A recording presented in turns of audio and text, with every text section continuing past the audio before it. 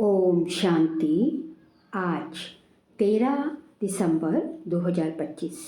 आज के श्री महावाक्यों में हमारे परम पिता परमात्मा शिव कहते हैं, मीठे बच्चे, तुम्हारी ये ईश्वरीय मिशन है। तुम सबको ईश्वर का बनाकर उन्हें बेहद का वर्षा दिलाती हो। तुम्हारी ये ईश्वरीय मिशन है। तुम सबको ईश्वर का बनाकर उन्हें बेहद का वर्षा दिलाती हो। प्रश्न, कर्मेंद्रियों की चंचलता समाप्त कब होगी? उत्तर, जब तुम्हारी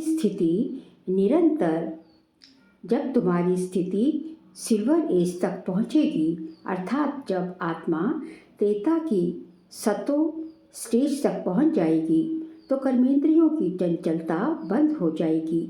अभी तुम्हारी रिटर्न जर्नी है, इसलिए कर्मेंद्रियों को वश में रखना है। कोई भी छिपा कर ऐसा कर्म नहीं करना जो आत्मा पतित बन जाए। अविनाशी सर्जन तुम्हें जो परहेज बता रहे हैं उस पर चलते रहो। गीत, मुखड़ा देख ले प्राणी अपने दिल दर्पण में। ओम शांति। रूहानी बच्चों प्रति रूहानी बाप समझा रहे हैं, न सिर्फ तुम बच्चों को, जो भी रूहानी बच्चे प्रजापिता ब्रह्मा मुख वंशावली हैं वह जानते हैं। हम ब्राह्मणों को ही बाप समझाते हैं। पहले तुम शूद्र थे, फिर जाग आकर ब्राह्मण बने हो। बाप ने वर्णों का भी हिसाब समझाया है। दुनिया में वर्णों को भी समझते नहीं, सिर्फ गायन है। अभी तुम ब्राह्मण बन के हो, फिर देवता बन के बनेंगे। विचार करो, ये बात राइट है। जज योरसेल्फ। हमारी बात सुनो और भेंट करो। शास्त्र जो जन्म जन्मांतर सुने हैं और जो ज्ञान सागर बाप समझाते हैं उनकी भेंट करो। राइट क्या है? ब्राह्मण धर्म अथवा कुल बिल्कुल भूले हुए हैं। तुम्हारे पास विराट रूप का चित्र राइट बना हुआ है, इस पर समझाया जाता है। बाकी इतनी भुजाओं वाले चित्र जो बनाए हैं और देवियों को हथियार आदि बैठ दिए हैं, वह सब है रॉन्ग। ये भक्ति मार्ग के चित्र हैं। इन आँखों से सब देखते हैं परंतु समझते नहीं। कोई के ऑक्यूपेशन का पता नहीं है। अभी तुम बच्चों को अपनी आत्मा का पता पड़ा है और 84 जन्मों का भी मालूम पड़ा है। जैसे बाप तुम बच्चों को समझाते हैं, तुमको फिर औरों को समझाना है। शिव बाबा तो सबके पास नहीं जाएंगे, जरूर बाप के मददगार चाहिए ना। इसलिए तुम्हारी है ईश्वरीय मिशन। तुम सबको ईश्वर का बनाते हो, समझाते हो। वह हम आत्माओं का बेहद का बाप है, उनसे बेहद का वर्षा मिलेगा। जैसे लौकिक बाप को याद किया जाता है, उनसे भी ज़्यादा पारलौकिक बाप को याद करना पड़े। लौकिक बाप तो अल्पकाल के लिए सुख देते हैं, बेहद का बाप बेहद का सुख देते हैं। ये अभी आत्माओं को ज्ञान मिलता है। अभी तुम जानते हो 3 बाप हैं, लौकिक, पारलौकिक और अलौकिक। बेहद का बाप अलौकिक बाप द्वारा तुमको समझा रहे हैं। इस बाप को कोई भी जानते नहीं। ब्रह्मा की बायोग्राफी का किसको पता नहीं है, उनका ऑक्यूपेशन भी जानना चाहिए ना। शिव की, श्री कृष्ण की महिमा गाते हैं, बाकी ब्रह्मा की महिमा कहाँ है? निराकार बाप को जरूर मुक्त हो चाहिए ना, जिससे अमृत दे। भक्ति मार्ग में बाप को कभी यथार्थ रीति याद नहीं कर सकते हैं। अभी तुम जानते हो, समझते हो। शिव बाबा का रथ ये है, रथ को भी श्रृंगार करते हैं ना, जैसे मोहम्मद के घोड़े को भी सजाते हैं। तुम बच्चे कितना अच्छी रीति मनुष्यों को समझाते हो। तुम सभी की बड़ाई करते हो। बोलते हो तुम ये देवता थे, फिर 84 जन्म भोग तमो प्रधान बने हो, अब फिर सतो प्रधान बनना है तो उसके लिए योग चाहिए, परंतु बड़ा मुश्किल कोई समझते हैं। समझ जाए तो खुशी का पारा चढ़े, समझाने वाले का तो और ही पारा चढ़ जाएगा। बेहद के बाप का परिचय देना कोई कम बात है क्या? समझ नहीं सकते, कहते हैं ये कैसे हो सकता है। बेहद के बाप की जीवन कहानी सुनाते हैं। अब बाप सब कहते हैं, बच्चे पावन बनो। तुम पुकारते थे ना कि हे पतित पावन आओ। गीता में भी मन मना भव अक्षर है, परंतु उसकी समझाने कोई के पास है नहीं। बाप आत्मा का ज्ञान भी कितना क्लियर कर समझाते हैं। कोई शास्त्र में ये बातें हैं क्या? नहीं।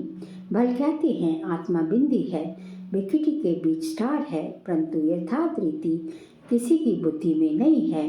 वह भी जानना पड़े। कलयुग में है ही अनराइटियस, सतयुग में है सब राइटियस। भक्ति मार्ग में मनुष्य समझते हैं ये सब ईश्वर से मिलने के रास्ते हैं। इसलिए तुम पहले फॉर्म भराते हो, यहाँ क्यों आए हो? इससे भी तुमको बेहद के बाप का परिचय देना है। पूछते हो आत्मा का बाप कौन है? सर्वव्यापी कहने से तो कोई अर्थ ही नहीं निकलता। सबका बाप कौन, ये है मुख्य बात। अपने अपने घर में भी तुम समझा सकते हो। एक दो मुख्य चित्र, सीढ़ी, त्रिमूर्ति, झाड़, ये बहुत जरूरी है। झाड़ से सब धर्म वाले समझ सकते हैं कि हमारा धर्म कब शुरू हुआ। हम इस हिसाब से स्वर्ग में जा सकते हैं। जो आते ही पीछे हैं वह तो स्वर्ग में जा न सके, बाकी शांति धाम में जा सकेंगे। झाड़ से भी बहुत क्लियर होता है। जो जो धर्म पीछे आए हैं उन्हों की आत्माएं जरूर अब ऊपर से ऊपर में जाएं, विराजमान होंगी। ऊपर में जाए विराजमान होगी। तुम्हारी बुद्धि में सारा फाउंडेशन लगाया जाता है। बाप कहते हैं आदि सनातन देवी देवता धर्म का सैपलिंग तो लगा, फिर झाड़ के पत्ते भी तुमको बनाने हैं। पत्ते बिगड़ तो झाड़ होता ही नहीं। इसलिए बाबा पुरुषार्थ कराते रहते हैं आप सामान बनाने के लिए। और धर्म वालों को पत्ते नहीं बनाने पड़ते, वह तो ऊपर से आते हैं, फाउंडेशन लगाते हैं, फिर पत्ते पीछे ऊपर से आते जाते हैं। तुम फिर झाड़ की वृद्धि के लिए ये प्रदर्शनी आदि करते हो। इससे पत्ते लगते हैं, मतलब नई नई आत्माएं, आदि सनातन धर्म की नई नई आत्माएं जो और धर्मों में चली गई हैं और वो जो है यहाँ आती हैं। जो बाकी जो है और धर्मों में या हिंदू में भी, हिंदू धर्म में भी जो है वो सब यहाँ आती हैं। इससे पत्ते लगते हैं, फिर तूफान आने से गिर पड़ते हैं, मुरझा जाते हैं। ये आदि सनातन देवी देवता धर्म की स्थापना हो रही है। इसमें लड़ाई आदि की कोई बात नहीं, सिर्फ बाप को याद करना और कराना है। तुम सबको कहते हो और जो भी रचना है उनको छोड़ो। रचना से कभी वर्षा मिल न सके। रचिता बाप को ही याद करना है और किसकी याद ना आए। बाप का बनकर ज्ञान में आकर फिर अगर कोई ऐसा काम करते हैं तो उसका बोझा सिर पर बहुत चढ़ता है। बाप पावन बनाने आते हैं और फिर ऐसा कुछ काम करते हैं तो और ही पतित बन पड़ते हैं। इसलिए बाबा कहते हैं ऐसा कोई काम नहीं करो जो घाटा पड़ जाए। बाप की ग्लानि होती है ना, ऐसा कर्म नहीं करो जो विकर्म ज़्यादा हो जाए। परहेज भी रखनी है, दवाई में भी परहेज रखी जाती है।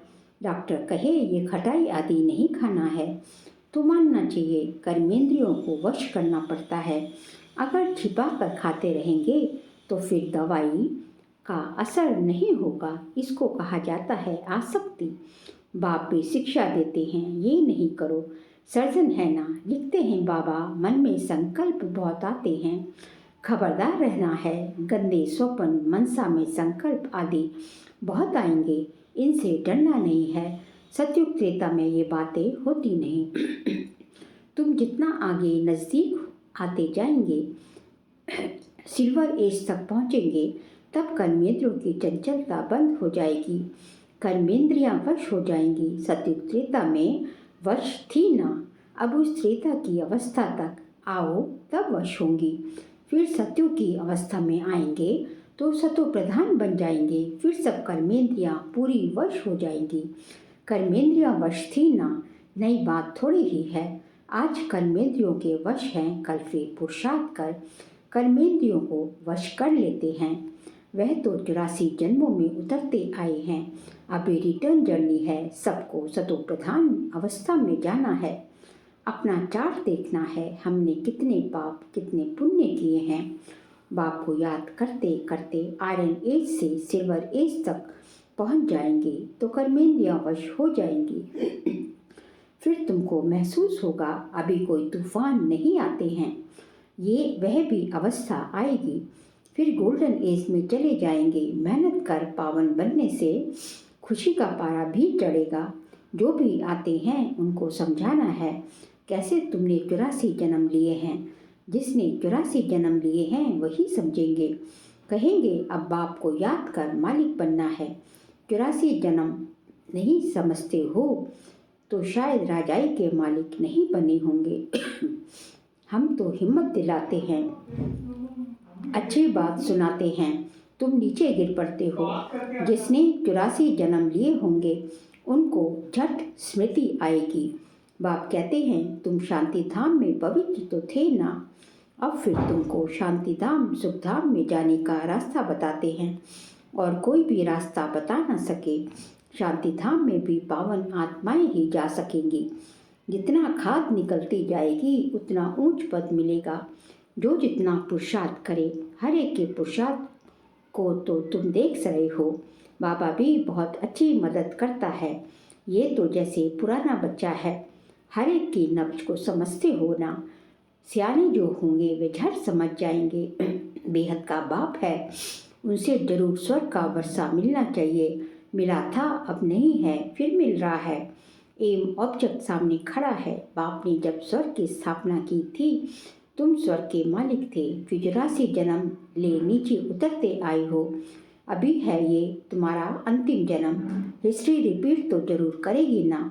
तुम सारा 84 का हिसाब बताते हो। जितना समझेंगे उतना पत्ते बनते जाएंगे। तुम भी बहुतों को आप समान बनाते हो ना। तुम कहेंगे हम आए हैं सारे विश्व को माया की जंजीरों से छुड़ाने। बाप कहते हैं मैं तुमको रावण से छुड़ाने आता हूँ। तुम बच्चे भी समझते हो बाप ज्ञान का सागर है। तुम भी ज्ञान प्राप्त कर मास्टर ज्ञान सागर बनते हो ना। ज्ञान अलग है, भक्ति अलग है। तुम जानते हो भारत का प्राचीन राजयोग बाप ही सिखलाते हैं, कोई मनुष्य सिखला नहीं सकते। परंतु ये बात सबको कैसे बताएं। यहाँ तो असुरों के विघ्न भी बहुत पड़ते हैं। आगे तो समझते थे शायद कोई किचड़ा डालते हैं, अभी समझते हो ये विघ्न कैसे डालते हैं। नथिंग न्यू, कल पहले भी ये हुआ था। तुम्हारी बुद्धि में ये सारा चक्र फिरता रहता है। बाबा हमको सृष्टि के आदि मध्य अंत का राज समझा रहे हैं। बाबा हमको लाइट हाउस का भी टाइटल देते हैं। एक आंख में मुक्ति धाम, दूसरी आंख में जीवन मुक्ति धाम। तुमको शांति धाम में जाकर फिर सुख धाम में आना है। ये है ही दुख धाम। बाप कहते हैं इन आंखों से जो कुछ तुम देखते हो उनको भूलो, अपनी शांति धाम को याद करो। आत्मा को अपने बाप को याद करना है। इसको ही आत्म अभिमानी, इसको ही अभिविचारी योग कहा जाता है। ज्ञान भी एक से ही सुनना है, वह है अभिविचारी ज्ञान। याद भी एक को करो, मेरा तो एक दूसरा ना कोई। जब तक अपने को आत्मा निश्चय नहीं करेंगे तब तक एक की याद आएगी नहीं। आत्मा कहती है मैं तो एक बाबा की ही बनूंगी, मुझे जाना है बाबा के पास। ये शरीर तो पुराना जड़ीभूत है, इनमें भी ममत्व नहीं रखना है। ये ज्ञान की बातें हैं, ऐसे नहीं कि शरीर की संभाल नहीं करनी है। अंदर में समझना है ये पुरानी खाल है, इनको तो अब छोड़ना है। तुम्हारा है बेहद का संन्यास, वह तो जंगल में चले जाते हैं। तुमको घर में रहते याद में रहना है। याद में रहते रहते तुम भी शरीर छोड़ सकते हो। कहाँ भी हो तुम बाप को याद करो। याद में रहेंगे स्वदर्शन चक्रधारी बनेंगे तो कहाँ भी रहते तुम ऊंच पद पा लेंगे। जितना इंडिविजुअल मेहनत करेंगे उतना पद पाएंगे। घर में रहते भी याद की यात्रा में रहना है। अभी फाइनल रिजल्ट में थोड़ा टाइम पड़ा है, फिर नई दुनिया भी तैयार चाहिए ना। अभी कर्मातीत अवस्था हो जाए तो सूक्ष्म वतन में रहना पड़े। सूक्ष्म वतन में रहकर भी फिर जन्म लेना पड़ता है। आगे चलकर तुमको सब साक्षात्कार होगा। अच्छा, मीठे मीठे सिकिल दे बच्चों प्रति माता पिता बाप दादा का याद प्यार और गुड मॉर्निंग। रूहानी बाप की रूहानी बच्चों को नमस्ते। हम रूहानी बच्चों की रूहानी बाप दादा को नमस्ते नमस्ते, गुड मॉर्निंग। शुक्रिया बाबा, शुक्रिया। सार के लिए पॉइंट्स है, एक बाप से ही सुनना है, एक की ही अभिविचारी याद में रहना है।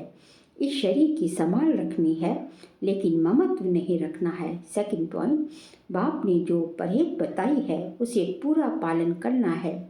कोई भी ऐसा कर्म नहीं करना है जो बाप की ग्लानि हो, पाप का खाता बने। अपने को घाटे में नहीं डालना है। आज का बाबा का वरदान है, 3 सेवाओं के बैलेंस द्वारा सर्व गुणों की अनुभूति करने वाले गुणमूर्त भव। 3 सेवाओं के बैलेंस द्वारा सर्व गुणों की अनुभूति करने वाले गुणमूर्त भव। जो बच्चे संकल्प, बोल और हर कर्म द्वारा सेवा पर तत्पर रहते हैं वही सफलता मूर्त बनते हैं। तीनों में मार्क्स समान हैं। सारे दिन में तीनों सेवाओं का बैलेंस है तो पास विद ऑनर या गुणमूर्त बन जाते हैं। उनके द्वारा सर्व दिव्य गुणों का श्रृंगार स्पष्ट दिखाई देता है। एक दूसरे को बाप के गुणों का व स्वयं की धारणा के गुणों का सहयोग देना ही गुणमूर्त बनना है। एक दूसरे को बाप के गुणों का व स्वयं की धारणा के गुणों का सहयोग देना ही गुणमूर्त बनना है, क्योंकि गुणदान सबसे बड़ा दान है। स्लोगन है, निश्चय रूपी फाउंडेशन पक्का है तो श्रेष्ठ जीवन का अनुभव स्वतः होता है। निश्चय रूपी फाउंडेशन पक्का है तो श्रेष्ठ जीवन का अनुभव स्वतः होता है। श्रेष्ठ जीवन का अनुभव करना है तो सबसे जो पहली चीज़ है वो पहला पाठ है कि हमें पूरा तरह हमारा निश्चय पक्का हो। किस पे? बाबा पे, अपने ऊपर और ब्राह्मण परिवार के ऊपर। सबसे पहले भगवान के ऊपर कि शिव बाबा इस समय ये गीता ज्ञान सुना रहे हैं और ये गीता एपिसोड ही चल रहा है। ये पुरुषोत्तम संगम युग है। ये निश्चय रूपी फाउंडेशन यदि इमारत खड़ी करनी है तो उसके लिए तो फाउंडेशन पक्का चाहिए ना। तो ज्ञान की इमारत ऊपर तभी खड़ी होगी, ज्ञान रूपी इमारत, ज्ञान और योग रूपी इमारत, जब निश्चय का फाउंडेशन पक्का होगा। फिर दिसंबर मास का व्यक्तिशारी का सब्जेक्ट है, अब संपन्न व कर्मातीत बनने की धुन लगाओ। आज का पॉइंट है, पिछले कर्मों के हिसाब किताब के फलस्वरूप तन का रोग हो, मन के संस्कार अन्य आत्माओं के संस्कार से टक्कर भी खाते हों, लेकिन कर्मातीत कर्म भोग के वश न होकर मालिक बन हिसाब चुकतू कराओ। कर्मयोगी बन कर्म भोग चुकतू करना, ये है कर्मातीत स्थिति की निशानी। क्या है कर्मातीत स्थिति की निशानी? कि कर्मयोगी बन कर्म भोग को चुकतू करना। प्रैक्टिस करो अभी अभी कर्मयोगी और अभी अभी कर्मातीत स्टेज। अच्छा, ओम शांति।